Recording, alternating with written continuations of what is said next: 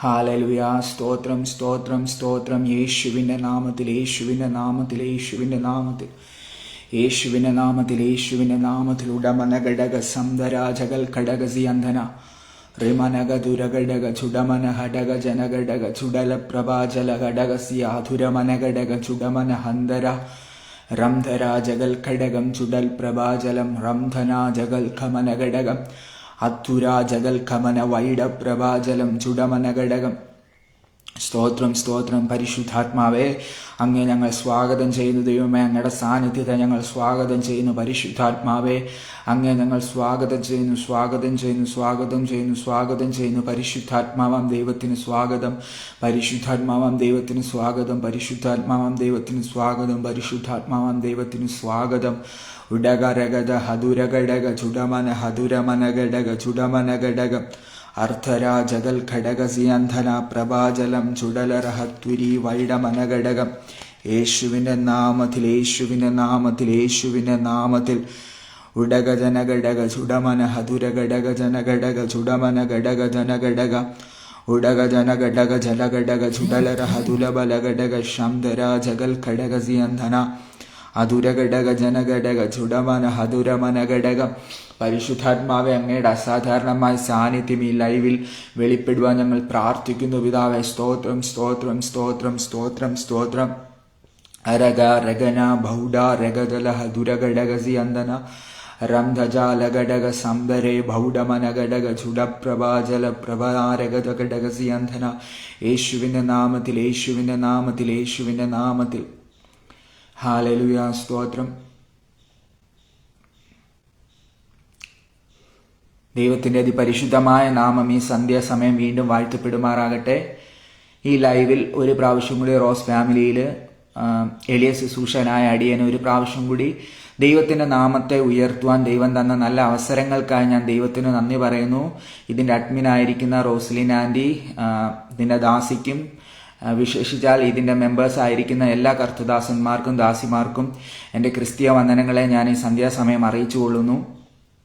ഉടമന ഹതുരഘടകസിയന്ധന റംധല ജഗധന ഘടകസിയ. നമുക്ക് പ്രാർത്ഥനയോടെ അല്പസമയം ഒരു ചെറിയൊരു ചിന്ത നിങ്ങളുമായിട്ട് പങ്കുവെച്ച് പ്രാർത്ഥിക്കുവാൻ ഞാൻ ആഗ്രഹിക്കുന്നു. യേശുവിൻ്റെ നാമത്തിൽ യേശുവിൻ്റെ നാമത്തിൽ യേശുവിൻ്റെ നാമത്തിൽ.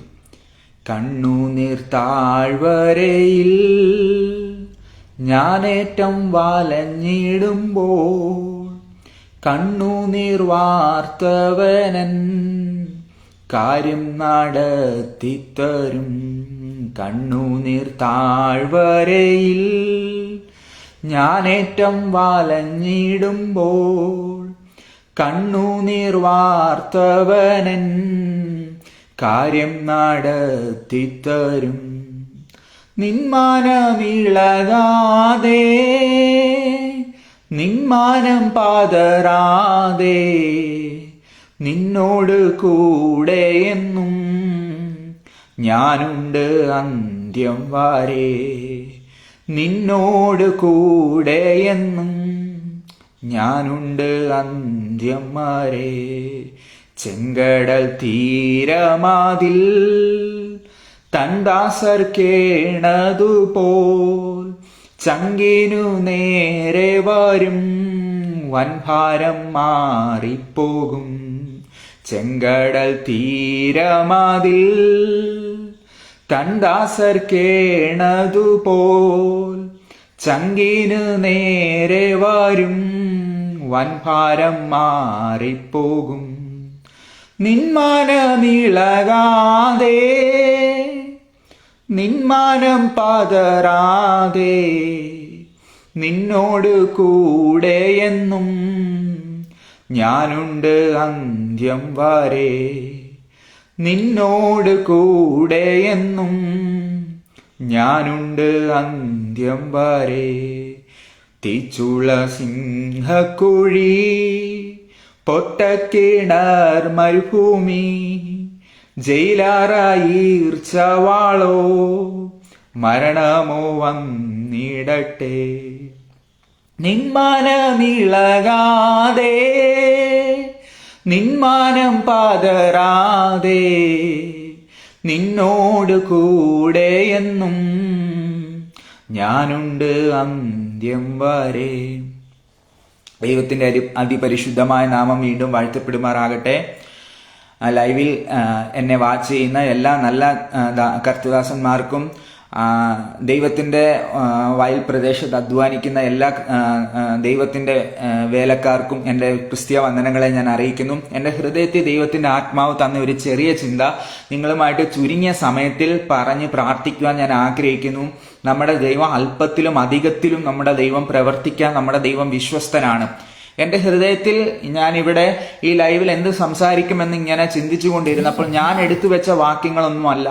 ആ സമയം പരിശുദ്ധാത്മാവ് എൻ്റെ ഹൃദയത്തിൽ തന്ന ഒരു ചിന്തയാണ് നിങ്ങളുമായിട്ട് പങ്കുവെക്കുന്നത് ഈ ലൈവിൽ. എല്ലാവരും മോശയെ കുറിച്ചാണ് എനിക്കിവിടെ പറയാൻ ഞാൻ ആഗ്രഹിക്കുന്നത്. മോശ എന്ന് പറഞ്ഞാൽ, മോശയുടെ ചരിത്രം എന്ന് പറഞ്ഞാൽ, അവനെ ദൈവത്തിന്റെ ആത്മാവ് തിരഞ്ഞെടുത്തപ്പോൾ മോശ ജനിക്കുന്നതിന് മുമ്പേ മോശയിൽ മേൽ ഒരു ദൈവത്തിന്റെ പദ്ധതി ഉണ്ടായിരുന്നു.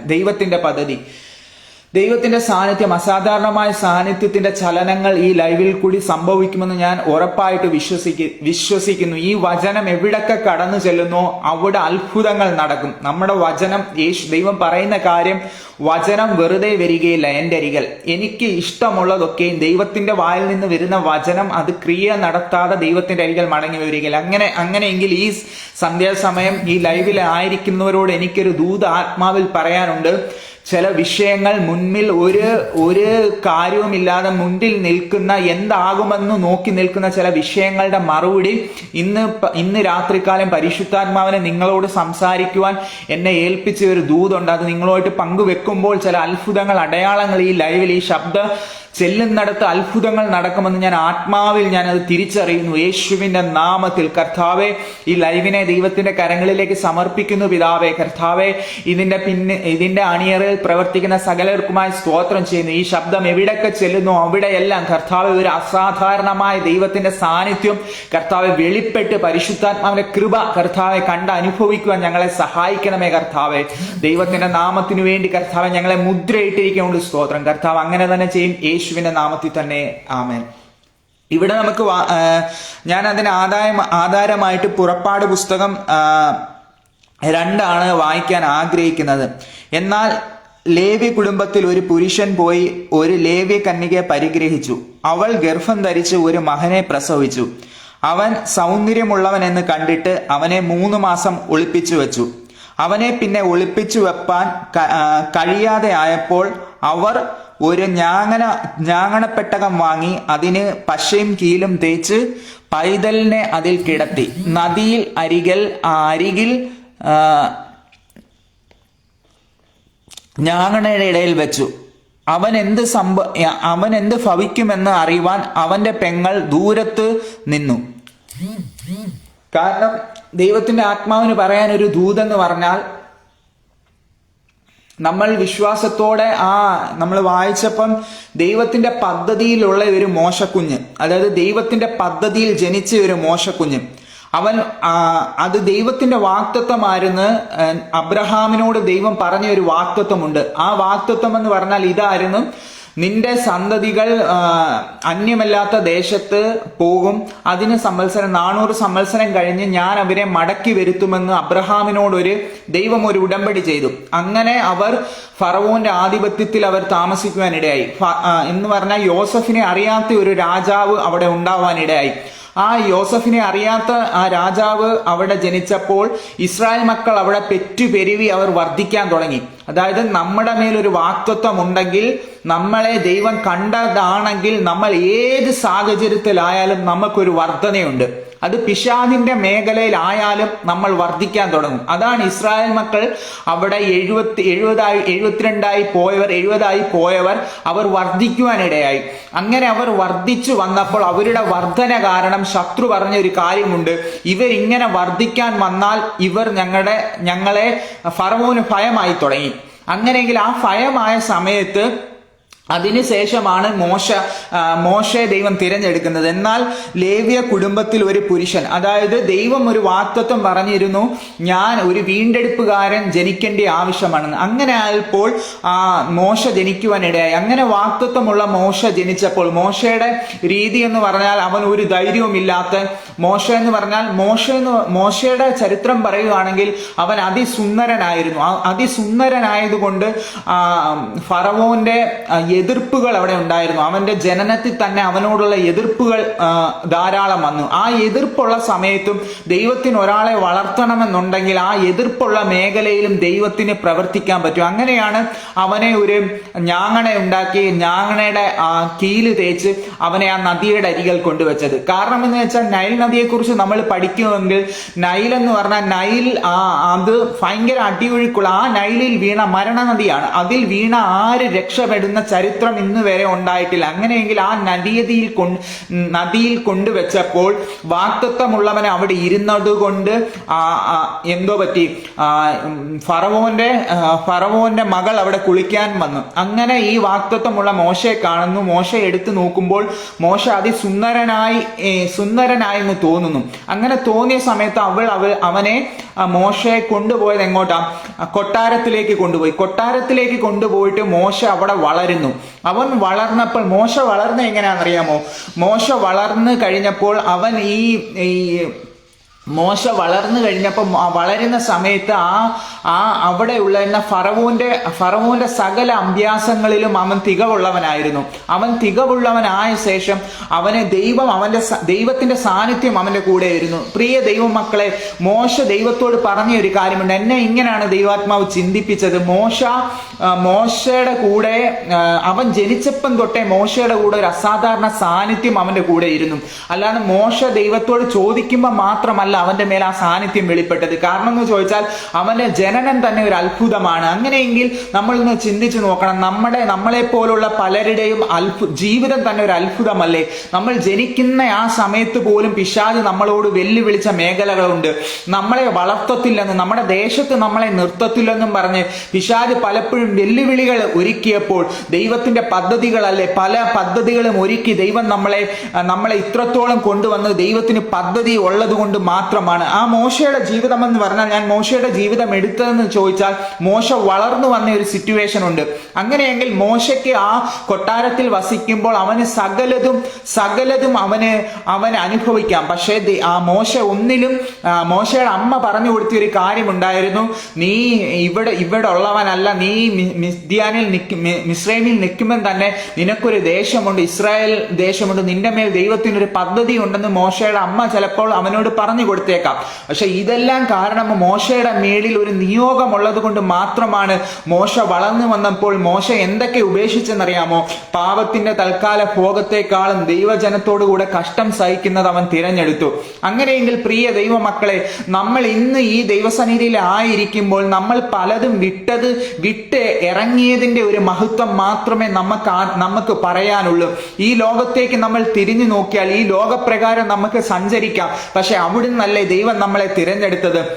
ആ ദൈവത്തിന്റെ തിരഞ്ഞെടുപ്പ് എന്ന് പറഞ്ഞ ഒരു അസാധാരണമായ തിരഞ്ഞെടുപ്പാണ്.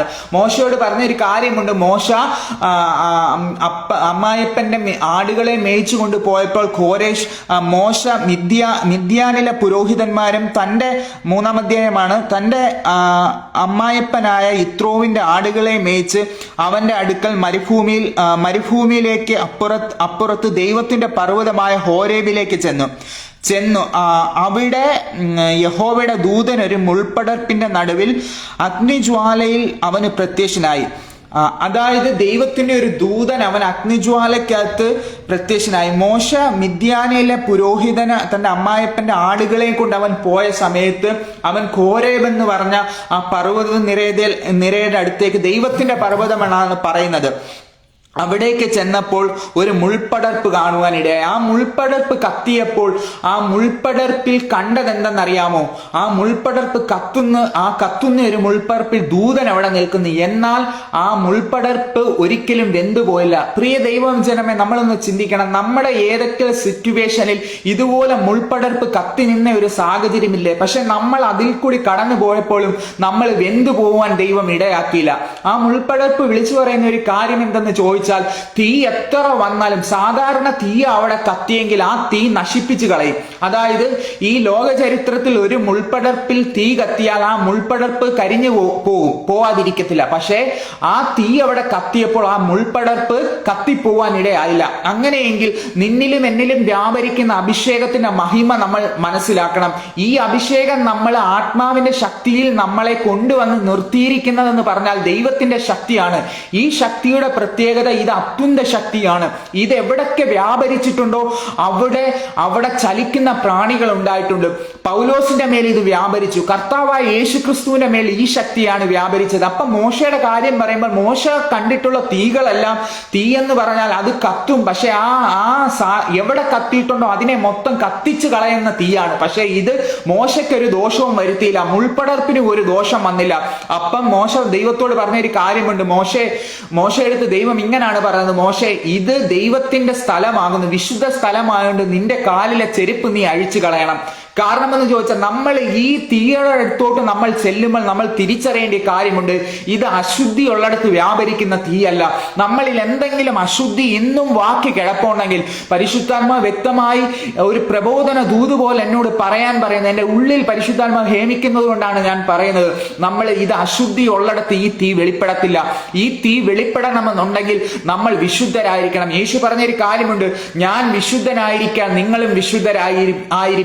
ഈ തീയുടെ പ്രത്യേകത എന്ന് പറഞ്ഞാൽ, ഈ തീയുടെ അടുത്ത് വന്നാൽ, ദൈവത്തിന്റെ കോരേബ് എന്ന് പറഞ്ഞ പർവ്വതത്തോടെ നമ്മൾ അടുത്തു വരുമ്പോൾ ഈ മുൾപ്പടർപ്പ് കത്തുന്നത് കണ്ടു കഴിഞ്ഞാൽ നിങ്ങൾ തിരിച്ചറിയേണ്ട ഒരു കാര്യമുണ്ട്. നമ്മളിൽ എന്തെങ്കിലും അശുദ്ധി ഉണ്ടെങ്കിൽ നമ്മൾ ആ അശുദ്ധി മാറ്റി ദൈവത്തിന്റെ സന്നിധിയിലേക്ക് വന്നാൽ ചില നിയോഗങ്ങൾ ദൈവത്തിന്റെ ആത്മാവ് നമ്മുടെ മേൽ കൈമാറും. അതായത് പരിശുദ്ധാത്മാവിന്റെ ഒരു എൻകൗണ്ടർ ആണ്. അതായത് ഈ ദിവസങ്ങളിൽ നമ്മൾ പരിശുദ്ധാത്മാവിന് വേണ്ടി കാത്തിരിക്കണം.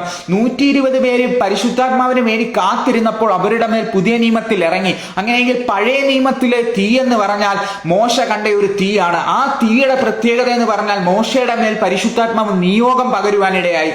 ആ നിയോഗം പകർന്ന ശേഷം മോശ ദൈവത്തോട് പറഞ്ഞു, ദൈവമേ, ഞാൻ ഇങ്ങനൊന്നും കണ്ടിട്ടില്ല. ഞാൻ ഫറവോന്റെ കൊട്ടാരത്തിലെ മാത്രമേ കണ്ടിട്ടുള്ളൂ. അവിടെ ഇങ്ങനെ ഒരു തീ ഇല്ല. ഇങ്ങനെ ഞാൻ എന്തു പറയാം? അപ്പം മോശ എടുത്ത് ദൈവം പറഞ്ഞൊരു കാര്യമുണ്ട്, ഞാൻ അബ്രഹാമിന്റെ, ഇസഹാക്കിന്റെയും യാക്കോബിന്റെയും ദൈവമായ യഹോവയാകുന്നു നിന്നോട് സംസാരിക്കുന്നതെന്ന് പറയാനിടയായി. അപ്പം മോശ പറഞ്ഞൊരു കാര്യമുണ്ട്, കർത്താവേ, നീ അബ്രഹാമിന്റെ ദൈവമോ ഇസഹാക്കിന്റെ ദൈവമെന്ന് ഞാൻ വിശ്വസിക്കുന്നു. അങ്ങനെയെങ്കിൽ എന്റെ മേൽ പകരുന്ന നിയോഗം എന്താണ്? മോശയ്ക്ക് അപ്പോഴും മനസ്സിലാകുന്നില്ല. മോശ പറയുന്ന ഒരു കാര്യമുണ്ട്, ഞാൻ ഫറവോന്റെ അടുത്തോട്ട് പോകണമോ? പോയാൽ ദൈവം പറയുന്നത്, നീ ഫറവോന്റെ അടുത്തോട്ട് പോകണം, എന്റെ ജനം കഷ്ടതയിലാണ് ഇരിക്കുന്നത്. അങ്ങനെയെങ്കിൽ ദൈവത്തിന്റെ ആത്മാവിന് വ്യക്തമായ ഒരു ദൂത് വിളിച്ചു പറയാനുണ്ട്. പല ജനങ്ങൾ നമ്മുടെ രക്തത്തിൽ നിന്ന് രക്തവും നമ്മുടെ മാംസത്തിൽ നിന്ന് മാംസവുമായ കർത്താവിന്റെ രക്തം കൊടുത്ത് വിലയ്ക്ക് വാങ്ങിയ അനേക ആൾക്കാർ, അനേക ജനതകൾ ഇന്നും ഈ രക്ഷ അറിയാതെ പാപത്തിന്റെ തൽക്കാല ഭോഗങ്ങളിലും കഷ്ടതയിലുമായി കിടക്കുന്ന അനേക തലമുറകളുണ്ട്. നമ്മുടെ മേലാണ് പുതിയ നിയമത്തിൽ കർത്താവ് നമ്മുടെ മേൽ നിയോഗം പകർന്നിരിക്കുന്നത്. പ്രിയ ദൈവജനമേ, ഈ തീ നമ്മൾ അനുഭവിച്ചു കഴിഞ്ഞാൽ, ഈ തീ നമ്മുടെ മേൽ കത്തിക്കഴിഞ്ഞാൽ നമ്മുടെ മേൽ ഒരു നിയോഗമുണ്ട്. നമ്മൾ അനേകരെടുത്ത് ഈ സുവിശേഷം നമ്മൾ അറിയിക്കണം. ഇന്നും യേശുവിനെ കുറിച്ച് അറിയാത്ത, യേശു ആരെന്ന് പോലും അറിയാത്ത അനേകം ജനതകൾ ഇന്നും നമ്മുടെ ഇടയിൽ തന്നെയുണ്ട്. അങ്ങനെയെങ്കിൽ നമ്മുടെ മേൽ ഒരു അഭിഷേകം പകർന്നിട്ടുണ്ടെങ്കിൽ മോശയുടെ മേൽ പകർന്ന അതേ നിയോഗം പോലെയാണ് ദൈവം നമ്മുടെ മേൽ പകർന്നത്. മോശയോട് പറഞ്ഞ ഒരു കാര്യമുണ്ട്, മോശെ, നീ പോയി ഫറവോനോട് പറയുക, എന്റെ ജനത്തെ ആരാധിക്കുവാൻ വേണ്ടി വിട്ടയക്കണമെന്ന് പറയാൻ പറഞ്ഞു. മോശ പറഞ്ഞ ഒരു കാര്യമുണ്ട്, ഞാൻ ഫറവോന്റെ അടുത്ത് പോകത്തില്ല. ദൈവം അന്നേരം പറഞ്ഞ ഒരു കാര്യമുണ്ട്, മോശെ, ഞാൻ നിന്റെ കൂടെ ഇരിക്കും, നിന്നെ ഫറവോന് ദൈവമായി ഞാൻ അവിടെ പ്രസ്താവിക്കും, നിന്നിലൂടെ ഞാൻ എന്റെ ശക്തി കാണിക്കും. അങ്ങനെയെങ്കിൽ പ്രിയ ദൈവമക്കളെ, നമുക്ക് പുകഴുവാനോ പ്രശംസിക്കാനോ ഒന്നുമില്ല. മോശയെ വിളിച്ചതുപോലെ ദൈവം നമ്മളെ വിളിച്ചില്ലേ? നമ്മൾ കഴിഞ്ഞ കാലഘട്ടങ്ങളിൽ നമ്മളൊന്ന് ചിന്തിച്ചു നോക്കിയാൽ ലോകത്തിനും മനുഷ്യർക്കും വേണ്ടാതെ നമ്മൾ കിടന്ന സ്ഥാനത്ത് ദൈവത്തിന്റെ ആത്മാവിന്റെ ശക്തി നമ്മുടെ മേൽ പകർന്നിട്ട്, ചില നിയോഗങ്ങളല്ലേ ദൈവത്തിന്റെ ആത്മാവ് നമ്മുടെ മേൽ പകർന്നു. നമ്മളൊന്ന് ചിന്തിച്ചു നോക്കിയേ, ഈ ലൈവിലൂടെ എന്നെ വീക്ഷിക്കുന്ന നമ്മൾ ആരും ഒരു ചെറിയ വ്യക്തികളല്ല, നമ്മളെല്ലാം രാജകീയ പുരോഹിത വർഗമാണ്. പത്രോസ് ഇങ്ങനെ പറയുന്നുണ്ട്, നിങ്ങൾ അവനെ വിളിച്ചവന്റെ സൽഗുണങ്ങളെ ഘോഷിക്കുവാൻ തിരഞ്ഞെടുത്ത രാജകീയ വർഗവും പുരോഹിത വർഗവുമാണ്. അങ്ങനെയെങ്കിൽ നമ്മുടെ മേൽ പകർന്ന ഒരു നിയോഗമുണ്ട്. മോശ പിന്നെ അവരുടെ അടുത്തോട് ചെന്നിട്ട് ഫറവോനോട് പറഞ്ഞൊരു കാര്യമുണ്ട്, എന്റെ ദൈവത്തെ ആരാധിക്കുവാൻ ഈ ജനത്തെ വിട്ടയക്കണമെന്ന്. അന്നേരം ഫറവോൻ ആദ്യം പറയുന്ന ഒരു കാര്യമുണ്ട്, ഞാൻ വിട്ടയക്കുകയില്ല. അങ്ങനെ അവിടെ 10 അത്ഭുതങ്ങൾ കാണിക്കാനിടയായി. അതിനുശേഷം മോശ വരുന്ന സമയത്ത് അവന്റെ മുൻപിൽ ഒത്തിരി പ്രതികൂലങ്ങൾ കടന്നു വന്ന്, എന്നാലും വിളിച്ച ദൈവം വിശ്വസ്തനായതുകൊണ്ട് ആ തക്ക സമയത്ത് മോശയ്ക്ക് വേണ്ടി പലതും ദൈവം അവിടെ ഒരുക്കി കൊടുത്തു. പ്രിയ ദൈവമക്കളെ, മോശ ഇറങ്ങി തിരിച്ചപ്പോൾ മോശ കണ്ടില്ല ഒരു പാറ കണ്ടില്ല, ഒരിക്കലും ഒരു വെള്ളത്തിന്റെ അവസ്ഥ കണ്ടില്ല. പക്ഷേ സകലത്തിലും ദൈവം അവന്റെ അടുത്ത് വിശ്വസ്തനായിരുന്നു. അങ്ങനെയെങ്കിൽ പരിശുദ്ധാത്മാവിന് പറയാനുണ്ട്, ഇന്ന് ഞാനും നീയും ആയിരിക്കുന്ന ഈ സാഹചര്യം ദൈവത്തിന് വ്യക്തമായിട്ട് അറിയാം. നമ്മളെ വിളിക്കുമ്പം തന്നെ നമ്മൾക്ക് വേണ്ടുന്നതെല്ലാം ദൈവത്തിന്റെ ആത്മാവ് നമ്മുടെ മേൽ പകർന്നിട്ടുണ്ട്. അങ്ങനെയെങ്കിൽ ഈ ക്രിസ്തീയ ജീവിതത്തിൽ നമ്മൾ ഒരിക്കലും അധൈര്യപ്പെട്ടു പോകരുത്. പത്രോസ് പറയുന്നത് പോലെ നമ്മളിൽ വ്യാപരിക്കുന്ന ഒരു ശക്തിയുണ്ട്. ആ ശക്തി എന്തെന്ന് നമ്മൾ ഈ ദിവസങ്ങളിൽ തിരിച്ചറിയണം. ഇത് അത്ഭുതങ്ങളുടെ ശക്തിയാണ്. ഇത് ഒരു കാലത്തും ആ ചെങ്കടൽ ഒരിക്കലും രണ്ടായി വിവാഹിക്കപ്പെട്ടിട്ടില്ല.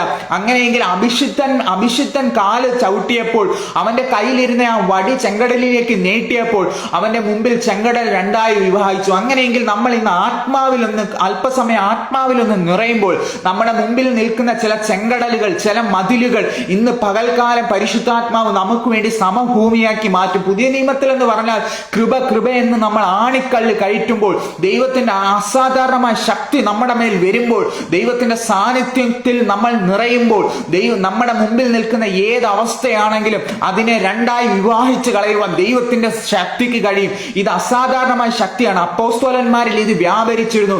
അപ്പോസ്തലന്മാരെ ദൈവത്തിന്റെ ആത്മാവ് ഇങ്ങനെയാണ് പറയുന്നത്. അവിടെ ഉള്ളവർ പറയുന്ന ഒരു കാര്യമെന്ന് ചോദിച്ചാൽ, ഇവർ ലോകത്തെ മറിച്ച് കളയുന്നവർ ഇവിടെയും വന്നു എന്ന്. അങ്ങനെയെങ്കിൽ നമ്മുടെ ഭവനത്തിൽ, നമ്മുടെ ചാർച്ചക്കാരുടെ ഇടയിൽ, നമ്മുടെ ശുശ്രൂഷ മേഖലകളിൽ നമ്മളൊരു അസാധാരണമായ വ്യക്തികളായി മാറണമെങ്കിൽ അതിനെന്തു വേണമെന്ന് ചോദിച്ചാൽ, ഈ ലോകത്തിന്റെ ജ്ഞാനമൊന്നും വേണ്ട. ഈ ലോകത്തിന്റെ ജ്ഞാനം ദൈവത്തിന് ഭോഷത്വമാണ്. ദൈവം ഇങ്ങനെ പറയുന്നുണ്ട്, മോശയെ നമ്മളൊന്ന് ചിന്തിച്ചു നോക്കിയ, ഫറവോന്റെ എല്ലാ അഭ്യാസവും അവൻ അഭ്യസിച്ചതാ. പക്ഷെ ദൈവത്തിന് അവനെ പ്രവർത്തിക്കണമെങ്കിൽ അവനെ 40 വർഷം അവനെ മരുഭൂമിയിൽ ദൈവം പരീക്ഷിച്ച് അവനെ അഭ്യസിപ്പിച്ച്. അതായത് സങ്കീർത്തന പുസ്തകത്തിൽ ഇങ്ങനെ പറയുന്നുണ്ട്, പോരിനായി നിന്റെ വിരലുകളെ ഞാൻ അഭ്യസിപ്പിക്കും. അങ്ങനെയെങ്കിൽ ആ ഒരു ദൈവത്തെയാണ് നമ്മൾ ആരാധിക്കുന്നത്. നമ്മുടെ ക്രിസ്തീയ ജീവിതത്തിൽ മുന്നിൽ നിൽക്കുന്ന പ്രതികൂലങ്ങളെ അതിജീവിക്കാൻ നമ്മളെ സഹായിക്കുന്ന ഒരു ഘടകമെന്ന് ചോദിച്ചാൽ അത് പരിശുദ്ധാത്മാവ് മാത്രമാണ്. ഈ പരിശുദ്ധാത്മാവ് ആരുടെ മേൽ വന്നിട്ടുണ്ടോ അവർ അസാധാരണമായ വ്യക്തികളായി മാറിയിട്ടുണ്ട്. കാരണം എന്ന് ചോദിച്ചാൽ, ദൈവം പറയുന്ന ഒരു കാര്യമുണ്ടെന്ന് ചോദിച്ചാൽ, പോരിനായി നിന്റെ വിരലുകളെ ഞാൻ അഭ്യസിപ്പിക്കും.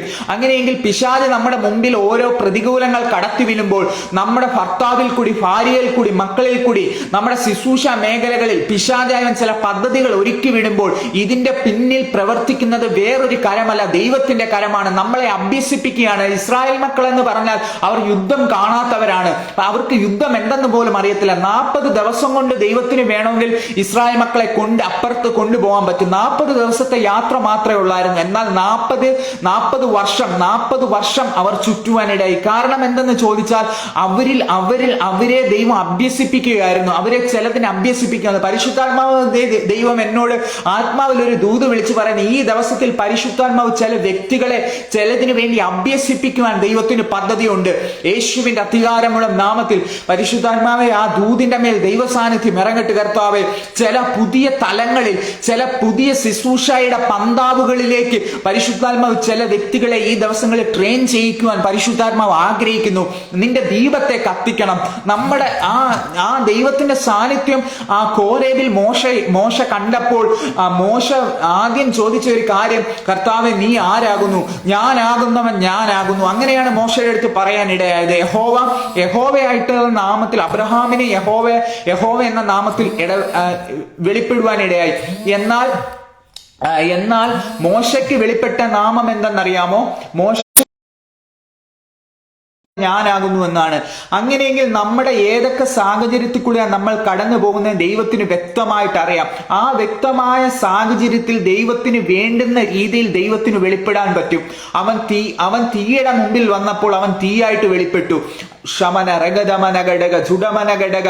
നീ തീയുടെ അവസ്ഥയിൽ കൂടിയാ കടന്നു പോകുന്നതെങ്കിൽ നമ്മളോട് പിശാചിന്റെ വെല്ലുവിളി നിന്നെ ദഹിപ്പിച്ചു കളയാനാണെങ്കിലും അവിടെ ദൈവത്തിന്റെ സാന്നിധ്യം വെളിപ്പെടും. യാക്കോബിനോട് ദൈവം ഇങ്ങനെ പറഞ്ഞു, യാക്കോബേ, നീ വെള്ളത്തിൽ കൂടി കടന്നാൽ വെള്ളം നിന്റെ മേലെ കവിയുകയില്ല, അഗ്നിജ്വാല നിന്നെ ദഹിപ്പിച്ചു കളയത്തില്ല. അങ്ങനെയെങ്കിൽ ഈ സാന്നിധ്യം എന്ന് പറഞ്ഞാൽ ഈ പരിശുദ്ധാത്മാവിന്റെ സാന്നിധ്യം ഒരിക്കലും നമ്മളെ നശിപ്പിക്കുന്ന സാന്നിധ്യമല്ല. ഈ അഭിഷേകത്തിന്റെ വില എന്ന് പറഞ്ഞാൽ സകലത്തിലും വലുതാണ്. ആരെങ്കിലും എന്നെ ലൈവിലൂടെ കേൾക്കുമ്പോൾ ഈ പരിശുദ്ധാത്മാവിനെ പ്രാപിക്കാത്ത ആരെങ്കിലും ഉണ്ടെങ്കിൽ, പ്രിയ ദൈവജനമേ, നമ്മൾ ഇന്നേ വരെ ചെയ്തു പോയ സകല കുറവുകളും ദൈവസന്നിധിയിൽ ഏറ്റുപറഞ്ഞ് ഈ ദൈവശക്തിക്ക് വേണ്ടി നമ്മൾ കാത്തിരിക്കണം. ഈ ഒരു ശക്തി നമ്മുടെ മേൽ വെളിപ്പെട്ടാൽ മാത്രമേ ക്രിസ്തീയ ജീവിതത്തിൽ നമുക്ക് ജയാളികളായിട്ട് ജീവിക്കാൻ പറ്റൂ.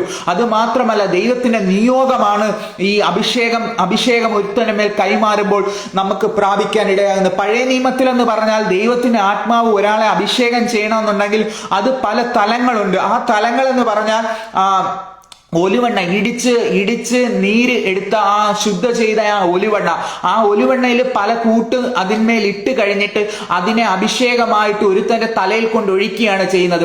അതാണ് പറയുന്നത് അഹറോന്റെ താടിയിൽ നിന്ന് ഒഴുകുന്ന ഒരു എണ്ണ. അങ്ങനെ ഒരു തൈലമാണ് ദാവീദിനെ അഭിഷേകം ചെയ്തു. അങ്ങനെയെങ്കിൽ നമ്മുടെ മേൽ വെളിപ്പെടുന്നത് എന്ന് പറഞ്ഞാൽ നമ്മൾ ക്രിസ്തുയേശുവിൽ കൂടി വിശ്വസിച്ചാൽ മാത്രമേ ഈ അഭിഷേകം നമുക്ക് പ്രാപിക്കാൻ പറ്റൂ. അങ്ങനെയെങ്കിൽ ഈ അഭിഷേകത്തിന് വേണ്ടി ആരെങ്കിലും കാത്തിരിക്കുന്നെങ്കിൽ ഇത്രയും പെട്ടെന്ന് ആ ദൈവസാന്നിധ്യം നമ്മൾ പ്രാപിക്കേണ്ടത് ഏറ്റവും അത്യാവശ്യകരമായ കാര്യമാണ്. ഈ ക്രിസ്തീയ ജീവിതം എന്ന് പറഞ്ഞാൽ ഒരിക്കലും നമുക്ക് അംഗീകരിക്കാൻ പറ്റാത്ത പ്രയാസങ്ങളും പ്രതികൂലങ്ങളും ആയിരിക്കും നമ്മുടെ ജീവിതത്തിൽ വരുന്നത്. മോശ എല്ലാം ദൈവസന്നിധി പറഞ്ഞൊരു കാര്യമുണ്ട്, ദൈവമേ, ഞാനൊരു വിക്കനാകുന്നു, എനിക്ക് പകരം വേറെ ആരെങ്കിലും നിനക്ക് അയച്ചുകൂടെ, എന്നെ തന്നെ വേണോന്നൊക്കെ പറഞ്ഞ് മോശയ്ക്കറിയാം ഇത് ഞാൻ തന്നെ ചെയ്യേണ്ടതാ. പക്ഷെ മോശ ദൈവസന്നിധിയിൽ എന്തെങ്കിലും റീസൺ പറഞ്ഞ് ഒഴിഞ്ഞു കളയാൻ നോക്കി. പക്ഷെ അന്നേരം ദൈവത്തിന്റെ ആത്മാവ് മോശയോട് പറഞ്ഞൊരു കാര്യം, മോശെ, നിനക്ക് എന്തൊക്കെ ബലഹീനതകൾ ഉണ്ടെങ്കിലും നിനക്ക് എന്തെങ്കിലും കുറവുകൾ ഉണ്ടെങ്കിലും ഞാനാ നിന്നെ തിരഞ്ഞെടുത്ത്, ഞാനാ നിന്നെ സൃഷ്ടിച്ചത്. അങ്ങനെയെങ്കിൽ സൃഷ്ടാവിനറിയാം, സൃഷ്ടിച്ചവൻ അറിയാം നിങ്ങളിൽ എന്തൊക്കെ ഉണ്ടെന്നും നിങ്ങൾക്ക് എത്ര വരെ ദൈവത്തിനു വേണ്ടി പ്രയോജനപ്പെടാൻ പറ്റുമെന്നും. അങ്ങനെയെങ്കിൽ മോശയുടെ സ്വന്തം കഴിവുകളോ അവന്റെ അഭ്യാസങ്ങളോ ഒന്നും അവിടെ ദൈവസന്നിധിയിൽ ദൈവം അത് അംഗീകരിച്ചില്ല. മോശ ദൈവം ട്രെയിൻ ചെയ്യിക്കുവാനിടയായി. ദൈവം പറഞ്ഞൊരു കാര്യമുണ്ട്, ദൈവം മോശയ്ക്ക് വേണ്ടി എല്ലാം ഒരുക്കി വെച്ചിരിക്കുന്നു. അങ്ങനെയെങ്കിൽ പ്രിയ ദൈവമക്കളെ, നമ്മൾ ക്രിസ്തീയ ജീവിതത്തിൽ ഇറങ്ങിത്തിരിക്കുമ്പോൾ നമ്മുടെ ശുശ്രൂഷകളെ കുറിച്ച്, നമ്മുടെ ഭാവിയെക്കുറിച്ച്, നമ്മുടെ തലമുറകളെ കുറിച്ച് കരുതുന്ന ഒരു ദൈവമുണ്ട്. കരുതലിന്റെ കാര്യം, ആരെങ്കിലും എനിക്ക് വേണ്ടി കരുതുവാൻ ആരുമില്ലെന്ന് ഈ ലൈവിൽ ആരെങ്കിലും എന്നെ ശ്രദ്ധിക്കുന്നുണ്ടെങ്കിൽ, നിങ്ങളുടെ ഭാരം കേൾക്കുവാൻ ആരുമില്ലെങ്കിലും, നിങ്ങളുടെ പ്രാർത്ഥനയുടെ ശബ്ദം കേൾക്കുവാൻ, നിങ്ങളുടെ ഹൃദയത്തെ അറിയാൻ ആരുമില്ലെങ്കിലും, ദൈവത്തിന്റെ ആത്മാവിന് വ്യക്തമായൊരു ദൂത് വിളിച്ചു പറയാനുണ്ട്. യിരെമ്യാവിനോട് പറഞ്ഞതുപോലെ, ഞാൻ നിന്റെ അമ്മയുടെ ഉദരത്തിൽ നിന്ന് എടുത്തവൻ ഞാനല്ലേ, നിന്നെ നിർമ്മിച്ചവൻ ഞാനല്ലേ. അങ്ങനെയെങ്കിൽ ആ ദൈവത്തിന് നിങ്ങളെ ഒരു അസാധാരണമായ വ്യക്തിയാക്കി മാറ്റുവാൻ ദൈവത്തിന് പദ്ധതിയുണ്ട്. ആ യിരെമ്യാവിന്റെ അടുത്ത് പറഞ്ഞ്, നിന്നെ ഞാൻ ജാതികൾക്ക് പ്രവാചകന്മാരാക്കി വെച്ചിരിക്കുന്നു, പ്രവാചകനാക്കി വെച്ചിരിക്കുന്നു. അങ്ങനെയെങ്കിൽ ഒരു ചെറിയ വിളിയല്ല പ്രിയ ദൈവമക്കളെ നമ്മുടെ മേൽ പകർന്നിരിക്കുന്നത്. അങ്ങനെയെങ്കിൽ ഇന്ന് പകൽക്കാലം ഈ ലൈവിലായിരിക്കുന്ന ഓരോ ദൈവമക്കളോടും എനിക്കൊരു ദൂത് വിളിച്ചു പറയാനുണ്ട്. നമ്മൾ അസാധാരണമായ വ്യക്തികളാണ്. പത്രോസ് പറയുന്നത് പോലെ അവന്റെ സൽഗുണങ്ങളെ ഘോഷിക്കുവാൻ തിരഞ്ഞെടുത്ത രാജകീയ പുരോഹിത വർഗം. ഈ പഴയ നിയമത്തിലെ ഒരു രാജകീയ അഭിഷേകമാണ്. രാജാക്കന്മാരെ അഭിഷേകം ചെയ്തിട്ടുണ്ട്, പ്രവാചകന്മാരെ അഭിഷേകം ചെയ്തിട്ടുണ്ട്. എങ്കിൽ ഈ രാജകീയ പുരോഹിത വർഗവും എല്ലാം കൂടി ചേർന്ന ഒരു അഭിഷേകം അത് ക്രിസ്തുവിലാണ് വ്യാപരിച്ചത്. ആ ക്രിസ്തു എന്ന് പറഞ്ഞാൽ മൽക്കീസദേക്കിന്റെ ക്രമപ്രകാരം അവൻ എന്നേക്കും മഹാപുരോഹിതനായിരുന്നു. യേശുവിൽ പുരോഹിത അധികാരം ഉണ്ടായിരുന്നു, യേശുവിൽ പ്രവാചക വിളി ഉണ്ടായിരുന്നു, ഇടയൻ ഉണ്ടായിരുന്നു. ഇതെല്ലാം കൂടി ചേർന്ന ഒരു ശ്രേഷ്ഠ മഹാപുരോഹിതനായിരുന്നു യേശു. ആ യേശു ആണ് പറഞ്ഞത്, ഞാൻ നിങ്ങളെ തിരഞ്ഞെടുത്തിരിക്കുന്നു. ഞാൻ നിങ്ങളെ തിരഞ്ഞെടുത്ത എന്തിനാണെന്നറിയാമോ? നിങ്ങൾ പോയി ഫലം കായ്ക്കുവാൻ, നിങ്ങളുടെ ഫലം നിലനിൽക്കുവാൻ. അങ്ങനെയെങ്കിൽ പ്രിയ ദൈവമക്കളെ, ഇന്ന് പകൽക്കാലം നമ്മൾ ഒരു തീരുമാനം എടുക്കണം. കർത്താവേ, എനിക്ക് പറ്റുന്നിടത്തോളം ഞാൻ സുവിശേഷം അറിയിക്കും. ഒരു ജനത ഇന്നും ക്രിസ്തുവിനെ അറിയാത്ത ഒരു ജനത നമ്മുടെ ഭാരതത്തിലുണ്ട്. ഒരു ദിവസമെങ്കിൽ നമ്മൾ ഭാരതത്തിനു വേണ്ടി നമ്മൾ പ്രാർത്ഥിച്ചിട്ടുണ്ടോ? ഇന്നുവരെ ദൈവം യേശു ആരെന്ന് പോലും അറിയാത്ത, ഈ അച്ചടിച്ച നമുക്ക് കിട്ടിയതുപോലെ ട്രാൻസ്ലേറ്റ് ചെയ്ത ഒരു വചനം വായിക്കാൻ ഇല്ലാത്ത അനേകർ ഇന്നും ഭാരതത്തിന്റെ മണ്ണിലുണ്ട്. അങ്ങനെയെങ്കിൽ ദൈവം ഇങ്ങനെ പറയുന്നു, അന്ത്യകാലത്ത് ഞാൻ സകല ജഡത്തിന്മേലും എന്റെ ആത്മാവിനെ പകരും. രാജ്യത്തിന്റെ സുവിശേഷം സകല ജാതികൾക്കും രക്ഷയ്ക്കായി പ്രസ്താവിക്കും. അപ്പോൾ അവസാനം വരും. അങ്ങനെയെങ്കിൽ രാജ്യത്തിന്റെ സുവിശേഷം എന്താ? രാജ്യത്തിന്റെ സുവിശേഷമാണ് ക്രിസ്തുവേശു. ക്രിസ്തുവേശുവാണ് രാജ്യത്തിന്റെ സുവിശേഷം. യേശു ക്രിസ്തു സുവിശേഷീകരിച്ച സുവിശേഷം എന്ന് ചോദിച്ചാൽ അത് ദൈവരാജ്യത്തെ കുറിച്ച് അവൻ പറഞ്ഞത്. ദൈവരാജ്യത്തെ കുറിച്ചുള്ള മർമ്മങ്ങളാണ് ദൈവം പറയാൻ ഇടയായത്. അങ്ങനെ പറഞ്ഞപ്പോൾ അവനെ ആർക്കും അംഗീകരിക്കാൻ പറ്റിയില്ല. ദൈവത്തിന് പരിശുദ്ധാത്മാവിന് ഒരു ദൂത് ആരോടൊക്കെ വിളിച്ചു പറയുന്നുണ്ട്. നിന്റെ ശബ്ദം, നീ വിളിച്ചു പറയുന്ന ദൂതുകൾ ചിലവർക്ക് അംഗീകരിക്കാൻ പറ്റാതെ വരും. അങ്ങനെയെങ്കിൽ നീ ഒട്ടും തളർന്നു പോകല്. യേശു ഇങ്ങനെ പറഞ്ഞു, ഒരു പ്രവാചകൻ പിതൃഭവനത്തിലും ചാർച്ചക്കാരുടെ അടയിൽ അല്ലാതെ അവൻ ബഹുമാന്യനല്ല എന്ന് ഞാൻ സത്യമായി നിങ്ങളോട് പറയുന്നു. നിങ്ങളുടെ ശബ്ദം കേൾക്കുക. ചിലപ്പോൾ നിങ്ങളുടെ ഒരു പ്രാർത്ഥനയ്ക്ക് വേണ്ടി അനേകർ കാത്തിരിക്കുന്നുണ്ടായിരിക്കും. പ്രിയ ദൈവമക്കളെ, നമ്മൾ ഒരിക്കൽ ദൈവസന്നിധിയിൽ കണക്ക് കൊടുക്കേണ്ടത് ഏറ്റവും അത്യാവശ്യമാണ്. നമ്മളെ കൊണ്ട് പറ്റുന്ന രീതിയിൽ, നമ്മുടെ സാമ്പത്തികമാണെങ്കിലോ നമ്മുടെ ഭൗതികമാണെങ്കിലോ ദൈവരാജ്യത്തിന്റെ വളർച്ചയ്ക്ക് വേണ്ടി ആയിത്തീരുമെങ്കിൽ, മോശയെ ഉപയോഗിച്ച ദൈവം ഒരു ലക്ഷങ്ങളുടെ വിടുതലിന് വേണ്ടി ആരെയൊക്കെയോ ഈ ലൈവിൽ കാണുന്നവരെ ഉപയോഗിക്കാൻ പരിശുദ്ധാത്മാവിന് ഈ അന്ത്യകാലത്ത് പദ്ധതി ഉണ്ടെന്ന് വ്യക്തമായി ആത്മാവ് വിളിച്ചു പറയുവാൻ എന്നോട് ദൂത് പറയുന്നു. ഉടമന ഹടകസിയാന്തന റമല ഘടക ജുഡമന ഹതുര ഘടക സംദരേ ജഗൽഖമന ഘടക. യേശുവിന്റെ അധികാരമുള്ള നാമത്തിൽ വചനം ഇങ്ങനെ പറയുന്നു, അന്ത്യകാലത്ത് ഞാൻ സകല ജഡത്തിന്മേലും എന്റെ ആത്മാവിനെ പകരും.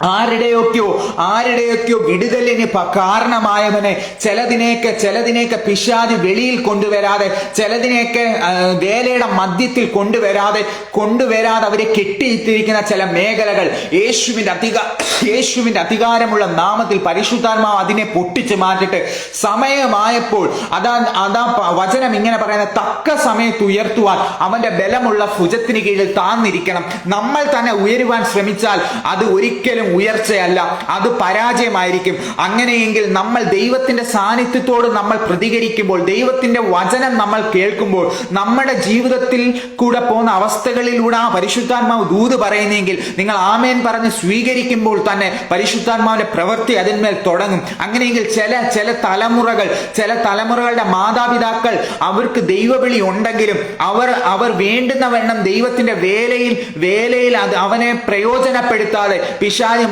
മയങ്ങിയും കൊണ്ട് ചില മേഖലകളിൽ ഒതുക്കി വെച്ചിരിക്കുന്ന മേഖല, ഇന്ന് പകൽക്കാലം മോശയെ വെളിയിലെടുത്തതുപോലെ ഒരു എൻകൗണ്ടർ നമ്മൾ ഇവിടെ നിന്ന് പ്രാർത്ഥിച്ചുകൊണ്ട് ഇരിക്കുമ്പോൾ തന്നെ തലമുറയായിരിക്കുന്ന സ്ഥലത്ത് ഒരു തീയുടെ അഭിഷേകം വെളിപ്പെടുത്തുവാൻ ഈ അന്ത്യകാലത്ത് പരിശുദ്ധാത്മാവിന് പദ്ധതി ഉണ്ടെന്ന് പരിശുദ്ധാത്മാവ് വ്യക്തമായ ആലോചന പറയുന്നു. ഉടമന ഹതുര ഘടക സംദര ജഗൽ ഘടകസി അന്തന ഉടകജന ഘടക ദീപ പ്രഭജന ഘടക ജുഡമന ഘടകസി അന്തന. യേശുവിന്റെ അധികാരമുള്ള നാമത്തിൽ ഒരു അസാധാരണമായ പരിശുദ്ധാത്മാവിന്റെ കരം ഇന്ന് പകൽക്കാലം ഇറങ്ങി വരുന്നു. ഹോരേബിൽ ഇറങ്ങി വന്ന ദൈവ സാന്നിധ്യം, യേശുവിൽ വ്യാപരിച്ചിരുന്ന അതേ ദൈവ സാന്നിധ്യം, അപ്പോസ്തലന്മാരിൽ വ്യാപരിച്ചിരുന്ന അതേ അഭിഷേകം, അതായത് പൗലോസിന്റെ റൂമാല് കൊണ്ടിട്ടപ്പോൾ രോഗികൾ സൗഖ്യമായെന്ന് പറയുന്നുണ്ട്. ചിലപ്പോൾ നമ്മുടെ വാക്കുകൾ നമുക്കറിയത്തില്ല ദൈവം എങ്ങനെയാ പ്രവർത്തിക്കുന്നതെന്ന്. ദൈവത്തിന്റെ പ്രവൃത്തിയെല്ലാം പുതുതായിരുന്നു. പഴയ കാലത്തിൽ ദൈവത്തിന്റെ ആത്മാവ് പ്രവർത്തിച്ചതുപോലെയല്ല ഈ കാലഘട്ടത്തിൽ ദൈവത്തിന് പ്രവർത്തിക്കാൻ പറ്റുന്നത്. പഴയ നിയമത്തിൽ ഒരു വ്യക്തിയുണ്ട്, ഒരു കഴുതയുടെ പച്ച താടിയല് കൊണ്ട് അത്ഭുതങ്ങൾ കുന്ന് രണ്ടെന്ന് പറഞ്ഞ് ദൈവത്തിന്റെ അത്ഭുതം കാണിച്ചത്. അങ്ങനെയെങ്കിൽ നമ്മൾ ഒരു പാത്രമായിട്ട്, ഒരു ചാലകമായിട്ട് ദൈവസന്നിധി നമ്മളെ ഏൽപ്പിച്ചു കൊടുത്താൽ ദൈവത്തിന്റെ ഒരു അസാധാരണമായ ശക്തി വഹിക്കുന്ന ഒരു മാനപാത്രമാക്കി മാറ്റുവാൻ ദൈവത്തിന് ഈ അന്ത്യകാലത്ത് ചിലരെ പദ്ധതിയുണ്ട്. അങ്ങനെയെങ്കിൽ ഈ ലൈവിന്റെ സമയം അവസാനത്തോളം എത്തിയിരിക്കുന്നുവെന്ന് ഞാൻ പൂർണ്ണമായി വിശ്വസിക്കുന്നു. അങ്ങനെയെങ്കിൽ നമ്മൾ ദൈവസന്നിധിയിൽ നിന്ന് ഏൽപ്പിച്ചു കൊടുക്കാം. വചനം കേട്ടെന്ന് മാത്രമല്ല, ഈ വചനം നമ്മൾ ഏറ്റെടുക്കാതെ ഇന്ന് ഈ ലൈവിൽ നിന്ന് ആരും പോകുവാൻ ഇടയാവരുതേ. ദൈവമക്കളെ ഒന്ന് ഏൽപ്പിച്ചു കൊടുത്ത് നിങ്ങളുടെ കണ്ണുകൾ ദൈവസന്നിധിയിൽ നിന്ന് അടയട്ട്. യേശുവിന്റെ നാമത്തിൽ അഭിഷേകത്തിന് വേണ്ടി കൊതിക്കുന്നവർക്ക് വേണ്ടി കർത്താവിന്റെ പരിശുദ്ധാത്മാവ് ആ അഭിഷേകം നിങ്ങളുടെ മേൽ പകരുവാൻ ദൈവം വിശ്വസ്തനായ ദൈവമാണ്. ഇന്ന് രാത്രികാലം കുഴഞ്ഞ മുഴങ്കാലുകൾ ദൈവത്തിന്റെ പ്രതികാരവും ദൈവത്തിന്റെ പ്രതിഫലവും കടന്നു വരുന്നു. 400 വർഷം ഒരു ജനത്തെ മിസ്രൈം ഫറവോന്റെ ആധിപത്യത്തിൽ അവരുടെ കഷ്ടത കണ്ടപ്പോൾ ഒരുത്തവനെ, ഒരു മോശയെ ദൈവം ഉപയോഗിച്ചെങ്കിൽ എന്നെ നിന്നെ നിന്റെ തലമുറയിൽ ഒരു വ്യക്തിയായിട്ട്, ആ മോശയെ പോലെ ഒരു വ്യക്തിയായിട്ട് ഉപയോഗിക്കാൻ ദൈവത്തിന് വ്യക്തമായ പദ്ധതിയുണ്ട്. അങ്ങനെയെങ്കിൽ യേശുവിന്റെ നാമത്തിൽ കർത്താവേ, ഒരു അസാധാരണമായ സാന്നിധ്യം, മോശ കണ്ട അതേ ദൈവ സാന്നിധ്യം, ഈ ദൈവ സാന്നിധ്യം ഒരിക്കലും ഒരു മനുഷ്യനെ നശിപ്പിക്കുന്ന ദൈവ സാന്നിധ്യമല്ല. ഈ അഭിഷേകം കത്തിച്ചു കളയുന്ന അഭിഷേകമല്ല. ഇതെന്ന് പറഞ്ഞാൽ ഈ സാന്നിധ്യം കത്തിക്കഴിഞ്ഞാൽ അവനിൽ പല വ്യത്യാസങ്ങൾ ഉണ്ടാവും, ചില നിയോഗങ്ങൾ വെളിപ്പെടും. ഇന്ന് പകൽക്കാലം പലയിടത്തും പല പരിശുദ്ധാത്മാവിന്റെ അഭിഷേകം വെളിപ്പെടുന്നുണ്ട്. പക്ഷേ അതിനോടൊപ്പം അവരുടെ മേൽ നിയോഗങ്ങൾ വെളിപ്പെടുന്നുണ്ടോ എന്ന് നമ്മൾ ചിന്തിക്കേണ്ടത് ഏറ്റവും അത്യാവശ്യമാണ്. അങ്ങനെയെങ്കിൽ ഇന്ന് പകൽക്കാലം ഒരു അന്ത്യകാലത്തിന്റെ നിയോഗം പരിശുദ്ധാത്മാവ് ഏതൊക്കെയോ തലമുറകളുടെ മേൽ ഇടുവാൻ പരിശുദ്ധാത്മാവിന് പദ്ധതിയുണ്ട്. ഞാൻ വെറുതെ ദൂത് വിളിച്ച് പറയുവല്ല, പരിശുദ്ധാത്മാവ് വ്യക്തമായി എൻ്റെ ഉള്ളിൽ തന്നതുകൊണ്ടാണ് വചനത്തിന്റെ മൊത്തമായിട്ടുള്ള വചനത്തിന്റെ വെളിപ്പാടുള്ളത് കൊണ്ടാണ് പരിശുദ്ധാത്മാവ് എന്നോട് പറയുന്നത്. ഞാൻ വെറുതെ ഈ ലൈവിൽ കയറി എന്തെങ്കിലും വിളിച്ചു പറയുവല്ല. പരിശുദ്ധാത്മാവിന് ഏതൊക്കെയോ തലമുറകളെ കൊണ്ട് ഉപയോഗിക്കുവാൻ, അന്ത്യകാലത്ത് ഉപയോഗിക്കാൻ പദ്ധതിയുണ്ടെന്ന് പരിശുദ്ധാത്മാവ് വ്യക്തമായിട്ട് ആലോചന വിളിച്ചു പറയാൻ എന്നോട് പറയുന്നു. ഉടകരഗദന ഹതുരഘടക ജനഗത രംബല ബൗഡ രംദല ജാലക രംദല അതുരഘടക ജനഘടക. യേശുവിന്റെ അധികാരമുള്ള നാമത്തിൽ കർത്താവെ, ഞങ്ങളുടെ തലമുറകളെ അവകാശമാക്കി വെച്ചിരിക്കുന്ന പാപത്തിന്റെ ചില സ്പിരിറ്റുകളിൽ അവൻ വ്യാപരിക്കുന്ന അന്ധകാര മണ്ഡലങ്ങൾ യേശുവിന്റെ അധികാരമുള്ള നാമത്തിൽ കർത്താവെ, ഈ ദൈവ ലൈവിൽ അത് വെട്ടേറ്റ് മാറട്ടെ കർത്താവെ. ദൈവത്തിന്റെ അസാധാരണമായ സാന്നിധ്യത്തിന്റെ കരം ഇന്ന് രാത്രികാലം ഞങ്ങളുടെ ലൈവിന്റെ മേൽ ചലിക്കപ്പെടുവാൻ ഞങ്ങൾ പ്രാർത്ഥിക്കുന്നു. ഈ ശബ്ദം കേൾക്കുന്നവരുടെ മേൽ കർത്താവ് പരിശുദ്ധാത്മാവിന്റെ തീ, കർത്താവ് അസാധാരണമായ ശക്തി കർത്താവ് വെളിപ്പെടുവാൻ ഞങ്ങൾ പ്രാർത്ഥിക്കുന്നു കർത്താവെ. ആ മോശയെ ഉപയോഗിച്ചതുപോലെ, ആ അപ്പോസ്തലന്മാരെ ഉപയോഗിച്ചതുപോലെ കർത്താവ് ഒരു നിയോഗം ഞങ്ങളുടെ മേൽ ഇടണമേ കർത്താവ്. ഞങ്ങൾ ഉപേക്ഷിക്കാൻ ചിലത് തയ്യാറാണ് കർത്താവ്. പാപത്തിന്റെ ചില മോഹങ്ങൾ, രാഗമോഹങ്ങൾ എല്ലാം ഞങ്ങൾ ഉപേക്ഷിക്കാൻ തയ്യാറാണ് കർത്താവെ. ആ മോശയെ തിരഞ്ഞെടുത്തതുപോലെ, യിരെമ്യാവിനോട് പറഞ്ഞതുപോലെ അമ്മയുടെ ഉദരത്തിൽ വെച്ച് തന്നെ ദൈവത്തിന്റെ ഒരു നിയോഗം നമ്മുടെ മേൽ വെളിപ്പെട്ടിട്ടുണ്ട്. ഈ നിയോഗം നമ്മുടെ മേൽ വീണ് കഴിഞ്ഞാൽ ഒരിക്കലും ഈ നിയോഗത്തെ തകർത്ത് കളയാൻ പിശാചിന് പറ്റത്തില്ല. നിയോഗം തന്നത് ദൈവമാണ്. ആ നിയോഗം തന്നെന്ന് ഒരു വ്യക്തിക്ക് ഉറപ്പുണ്ടെങ്കിൽ, ആ നിയോഗത്തിൽ നമ്മൾ ഉറച്ചു കഴിഞ്ഞാൽ ഒരിക്കലും നമ്മുടെ ക്രിസ്തീയ ജീവിതം ഒരിക്കലും ഒരു പരാജയത്തിൽ പോയി അവസാനിക്കും ദൈവം സമ്മതിക്കത്തില്ല. മോശയെ ഉറപ്പിച്ച എങ്ങനെയാണെന്ന് അറിയാമോ? മോശയെ ഉറപ്പിച്ച ഒരു കാര്യം കൂടി പറഞ്ഞിട്ട് ഞാൻ നിർത്തുവാൻ ആഗ്രഹിക്കുന്നു. ഇങ്ങനെയാണ് പറഞ്ഞത്. മോശയെ എടുത്ത് പറഞ്ഞ ഒരു കാര്യമെന്ന് ചോദിച്ചാൽ, മോശ പറഞ്ഞ കർത്താവെ, നിന്റെ സാന്നിധ്യം, യഹോവേ നിന്റെ സാന്നിധ്യം എന്റെ കൂടെ ഇരിക്കണം. അങ്ങനെയെങ്കിൽ ആ സാന്നിധ്യം കൂടെ ഇരുന്നപ്പോൾ മോശ എടുത്ത് പിന്നെ ദൈവം പറഞ്ഞു, നിന്റെ കൂടെ ഒരു അഹരോനെയും കൂടി എടുത്തോളാൻ പറഞ്ഞു, അഹരോനെയും കൂടി കൂട്ടിക്കൊണ്ടുവരാൻ പറഞ്ഞു, അഹരോനിൽ കൂടി ഞാൻ സംസാരിക്കാന്ന്. അങ്ങനെയെങ്കിൽ ദൈവത്തിന് നമ്മുടെ മേലൊരു സാന്നിധ്യം പകർന്ന് നമ്മൾ ജാതീക മണ്ഡലങ്ങളിൽ ആരാധിച്ച സമയത്ത് നമ്മളെ അവിടെ നിന്ന് അവൻ ഇത്രയും കൊണ്ടുവന്നെങ്കിൽ, തിരഞ്ഞെടുത്തെങ്കിൽ നമ്മുടെ മേൽ അസാധാരണമായ നിയോഗം ദൈവം തന്നിട്ടുണ്ട്. ഈ നിയോഗം ആരുടെ മേലെങ്കിലും ചലിക്കപ്പെട്ടിട്ടുണ്ടെങ്കിൽ, ഈ നിയോഗത്തിൽ നമ്മൾ ഉറച്ചു കഴിഞ്ഞാൽ, ആ നിയോഗത്തിന്റെ ഉറപ്പ് നമ്മുടെ മേൽ കഴിഞ്ഞു കഴിഞ്ഞാൽ, മോശ പിന്നെ ആ നിയോഗത്തിലാണ് അവൻ സഞ്ചരിക്കുവാൻ ഇടയായത്. അവൻ ഫറവോന്റെ അവിടെ ചെന്നപ്പോൾ അത്ഭുതങ്ങൾ കാണിച്ചപ്പോൾ ദൈവം പറഞ്ഞതുപോലെ തന്നെ ചെയ്തു. അത് കഴിഞ്ഞ് ചെങ്കടൽ വന്നപ്പോൾ അവൻ അത്ഭുതം, ദൈവത്തിന്റെ സാന്നിധ്യം അവന്റെ കൂടെയായിരുന്നു.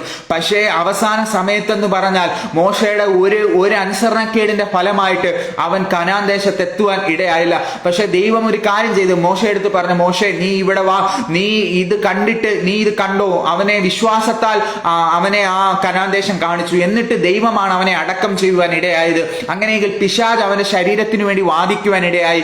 അന്നേരം പ്രധാന ദൂതനായ മീഖായേൽ പറഞ്ഞ് ദൈവം നിന്നെ ഫൽസിക്കട്ടെ എന്ന് പറയുക മാത്രം ചെയ്തു. അങ്ങനെയെങ്കിൽ നമ്മുടെ ഈ ക്രിസ്തീയ ജീവിതം എന്ന് പറഞ്ഞാൽ ഇത് ഇവിടം കൊണ്ട് അവസാനിക്കുന്നതല്ല. കർത്താവ് പറയുന്ന, ആരെങ്കിലും ഈ ക്രിസ്തീയ ജീവിതത്തിൽ ഇറങ്ങിയിട്ട് ഏതെങ്കിലും നിരാശയാൽ ആരെങ്കിലും ഭാരപ്പെടുന്നുണ്ടെങ്കിൽ അവൻ വിശ്വസ്തനായ ദൈവമാണ്. നീ ഇവിടെ മരിക്കുക മാത്രമല്ല, നിന്റെ കണ്ണുകൾ കൊണ്ട് തന്നെ നോക്കി നിനക്ക് വരുന്ന അനുഗ്രഹങ്ങളെ കാണിച്ചിട്ട് മാത്രമേ നിന്നെ ദൈവം വിളിക്കുകയുള്ളൂ. നിന്റെ ശുശ്രൂഷ കാലം കഴിഞ്ഞിട്ടില്ല. ഏതൊക്കെയോ അമ്മമാരെടുത്തോ ഏതൊക്കെയോ തലമുറകളോട് ഞാൻ ആത്മാവിലെ ആ ദൂത് വിളിച്ച് പറയുന്നതെന്ന് എനിക്ക് ഉറപ്പുണ്ട്. ഞാൻ ആരോടൊക്കെയോ ദൂത് വ്യക്തമായി പറയാനുണ്ട്. നിന്റെ കണ്ണുനീര്, നീ കാണേണ്ടിയതെല്ലാം കണ്ടതിന് ശേഷം മാത്രമേ ദൈവം നിന്നെ വിളിക്കുകയുള്ളൂ. അങ്ങനെയെങ്കിൽ ഇന്ന് പകൽക്കാലം ആരെങ്കിലും ഈ ദൂതിനു മുമ്പിൽ, ഈ ചെറിയ ദൂതിനു മുമ്പിൽ ആരെങ്കിലും സമർപ്പിക്കുന്നുണ്ടെങ്കിൽ എൻ്റെ കൂടെ ഒപ്പം ഒരു വാക്ക് പ്രാർത്ഥിക്കാമോ? യേശുവിന്റെ നാമത്തിൽ നിങ്ങൾക്ക് വേണ്ടി ഞാൻ പ്രാർത്ഥിക്കാൻ പോകുകയാണ്. കരുണാസമ്പന്നനായ ദൈവമേ, സ്വർഗീയ നല്ല കർത്താവേ, നല്ല നിമിഷത്തിനായി അങ്ങ് സ്തുതിക്കുന്ന കർത്താവേ, ആ മോശയുടെ അനുഭവം പോലെ കർത്താവേ, സ്തോത്ര, ഹോരേബിൽ വെച്ച് കർത്താവെ മോശെ ദൈവം വിളിച്ചതുപോലെ കർത്താവെ അവന്റെ മുമ്പിൽ കത്തിയ തീ കർത്താവെ മുൾപ്പടർപ്പിൽ കത്തിയെങ്കിലും ആ മുൾപ്പടർപ്പ് വെന്തുപോയില്ല കർത്താവെ. അങ്ങനെയെങ്കിൽ ആ മോശയുടെ മേൽ വെളിപ്പെട്ട ആ ദൈവ സാന്നിധ്യം അതുപോലൊരു സാന്നിധ്യമാണല്ലോ കർത്താവെ ഞങ്ങളുടെ മേൽ അങ്ങ് പകർന്നിരിക്കുന്നത്. ഞങ്ങളുടെ പ്രയാസ ഘട്ടങ്ങളിൽ ഈ സാന്നിധ്യം ഒരിക്കലും ഞങ്ങളെ നശിപ്പിച്ച് കളയത്തില്ല, അത് ഞങ്ങൾക്ക് ഉറപ്പാണ് കർത്താവെ. ഞങ്ങളെ അന്ത്യം വരെയും കർത്താവെ, ഞങ്ങൾ ആരെ വിശ്വസിച്ചിരിക്കുന്നു ഞങ്ങൾ അറിയുന്നു കർത്താവെ, അത് അന്ത്യം വരെ ദൈവമേ നീ ഞങ്ങളെ നടത്തുവാൻ വിശ്വസ്തനായ ദൈവമാണ് കർത്താവെ. ചില തലമുറകളുടെ മേൽ കർത്താവ് ഒരു തിരഞ്ഞെടുപ്പിന്റെ കരം ഇന്ന് പകൽക്കാലം ചലിക്കപ്പെടട്ടെ. ചില മാതാപിതാക്കളുടെ കരച്ചിലിന്മേൽ ദൈവത്തിന്റെ പ്രവൃത്തി വെളിപ്പെടുവാൻ ഞങ്ങൾ പ്രാർത്ഥിക്കുന്നു കർത്താവെ. ഈ ലൈവിലൂടെ അടിയനെ ശ്രദ്ധിച്ച സകലരെയും പിതാവിന്റെയും പുത്രന്റെയും പരിശുദ്ധാത്മാവിന്റെയും നാമത്തിൽ അടിയൻ അനുഗ്രഹിക്കുന്നു. വരുന്ന ദിവസങ്ങളിൽ അങ്ങയുടെ നാമം ഉയർത്തുവാൻ ഞങ്ങൾ ആയിരിക്കുന്നിടത്ത് ഞങ്ങൾക്ക് ദൈവം അനുവദിച്ച ദൈവമേ ഞങ്ങളുടെ പരിമിതികൾ കൊണ്ട് തന്നെ കർത്താവ് ദൈവനാമത്തെ ഉയർത്തുവാൻ പരിശുദ്ധാത്മാവ് ഞങ്ങളെ സഹായിക്കണമേ കർത്താവെ. ഒരു തലമുറ കർത്താവെ ഇന്നും യേശുവിനെ കാണാതെ നിൽക്കുമ്പോൾ കർത്താവെ ഞങ്ങൾക്ക് അവരോട് സുവിശേഷം പറയാനുള്ള ദൗത്യമാണല്ലോ ഈ പുതിയ നിയമത്തെ അന്ത്യകാലത്തിലെ ദൗത്യമാണല്ലോ പരിശുദ്ധാത്മാവ് ഞങ്ങളുടെ മേൽ കൈമാറിയിരിക്കുന്നത്. അത് ഞങ്ങൾ പൂർണ്ണമായി വിശ്വസിക്കുന്നു, ഞങ്ങൾ ഏറ്റെടുക്കുന്നു കർത്താവെ. ഈ വചനം കേട്ടവരെ പിതാവിന്റെയും പുത്രന്റെയും പരിശുദ്ധാത്മാവിന്റെയും നാമത്തിൽ അനുഗ്രഹിക്കുന്നു. ദൈവ സാന്നിധ്യം കൊണ്ട് നിറയ്ക്കും, പ്രാർത്ഥന കേൾക്കും. യേശുവിന്റെ നാമത്തിൽ തന്നെ ആമേൻ. ഇത്രയും സമയം ലൈവിലൂടെ എന്നെ ശ്രദ്ധിച്ച എല്ലാ നല്ല കർത്തൃദാസന്മാർക്കും എല്ലാ വിശ്വാസികൾക്കും ലൈവിലൂടെ ശ്രദ്ധിച്ച എല്ലാവർക്കും എൻ്റെ ക്രിസ്തീയ വന്ദനങ്ങളെ അറിയിക്കുന്നു. ദൈവം നമ്മളെ ഒരുമിച്ച് അനുഗ്രഹിക്കട്ടെ. God bless you. I bless you in Jesus name. Amen.